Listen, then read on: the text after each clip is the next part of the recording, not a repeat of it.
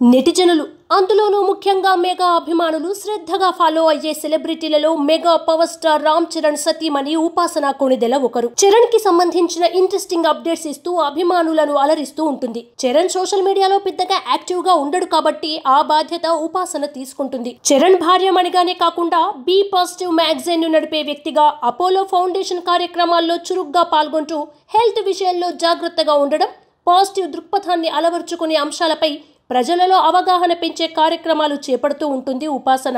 మరి ఇలా సొసైటీలో పాజిటివ్ చేంజ్ కోసం పరితపించే వ్యక్తికి దానికి తగిన గుర్తింపు దక్కకుండా ఎలా ఉంటుంది? తాజాగా ఉపాసనకు ఒక అవార్డును ప్రదానం చేశారు. ఉపాసనకి రీసెంట్ గా ఫిలాంథ్రపిస్ట్ ఆఫ్ ది ఇయర్ 2019 కేటగిరీలో దాదా సాహెబ్ ఫాల్కే అవార్డుని అందజేశారు. ఈ అవార్డును అందుకున్న తర్వాత ఆ ఫోటోను తన ట్విట్టర్ ఖాతా ద్వారా పోస్ట్ చేసిన ఉపాసన ఇలా ట్వీట్ చేశారు. Philanthropist of the year Dada Saheb Phalke అవార్డును అందుకోవడం సంతోషంగా ఉంది. నా చుట్టూ ఉన్న పాజిటివ్ వ్యక్తులకు మంచి చేయాలంటూ నన్ను రెగ్యులర్ గా మోటివేట్ చేస్తూ ఉన్న వారికి ఈ అవార్డును అంకితం చేస్తున్నాను.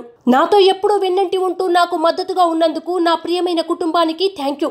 ఈ అవార్డుకు స్పందనగా రామ్ చరణ్ తన ఫేస్బుక్ ఖాతా ద్వారా డియరెస్ట్ ఉప్సీ, నిన్ను చూసి చాలా గర్విస్తున్నాను. Dadasaheb Phalke philanthropist of the year award అందుకున్నందుకు అభినందనలు అంటూ అభినందించాడు. మరోవైపు అభిమానులు కూడా ఉపాసనకు అభినందనలు తెలుపుతున్నారు.